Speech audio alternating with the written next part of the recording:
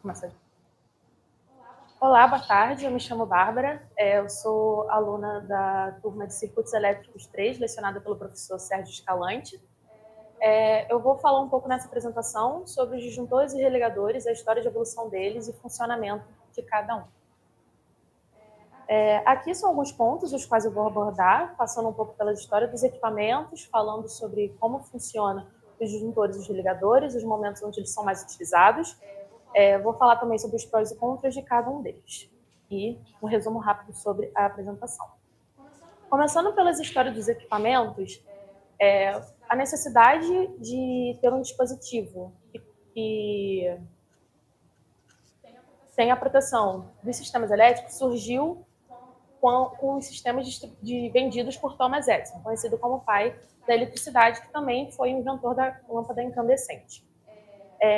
Os disjuntores e os religadores foram referência dos fusíveis. Quer dizer, os fusíveis foram referência dos disjuntores e dos religadores. Mas os disjuntores em si foram criados, inventados por Hugo Stotz, inventor alemão na década de 20, mais especificamente no ano de 1924. Eu procurei assim muito sobre a patente do religador, sobre quem foi a pessoa que foi a primeira pessoa que fez um religador em si, mas eu acredito que como os religadores e os disjuntores são assim, funcionam de maneira bem semelhante, acredito que foi mais uma evolução do que uma invenção em si.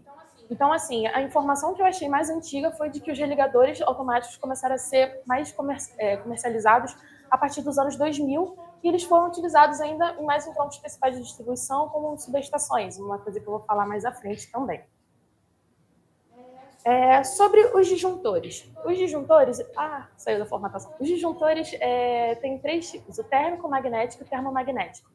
Mas os três eles têm em comum que é quando há percepção de uma alta corrente passando por ele, eles acionam seu tipo de mecanismo e tiram os contatos e não se passa mais corrente no sistema, assim, causando a prevenção de mais acidentes. No térmico, a corrente alta gera o efeito Joule. O efeito Joule derrete uma liga metálica dentro do disjuntor que tira o contato e a corrente não passa. No magnético, a corrente alta que passa por uma bobina interna do disjuntor, que passa por... e essa força desse campo ativa um pistão que abre os contatos e a corrente assim não passa. E o disjuntor termomagnético junta essas duas características num disjuntor ainda melhor, sendo que os dois primeiros também são bons em cada uma de suas aplicações, mas o termomagnético, ele protege melhor, digamos assim. Os religadores, eles funcionam também de uma maneira muito parecida com os disjuntores.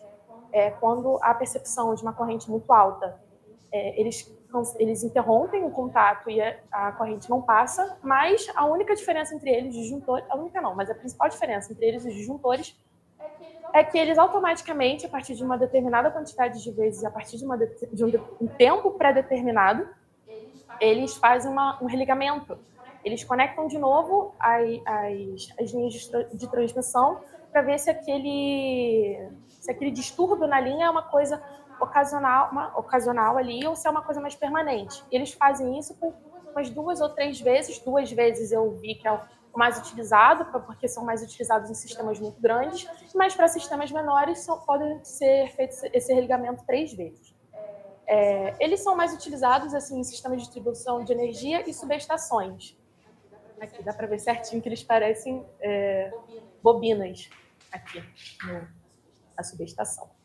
Os prós e contras dos dois. Os dois eles são muito bons no que eles são feitos, eles protegem muito bem, eles têm esse objetivo em comum de proteger o sistema elétrico contra correntes com distúrbio, mas cada um deles tem seus pontos fortes e fracos. Os pós dos disjuntores são que seus tipos de aplicações, como são muito grandes, eles podem ser usados em vários tipos de situações, e eles são facilmente ajustáveis de acordo com o sistema de que eles estão sendo colocados.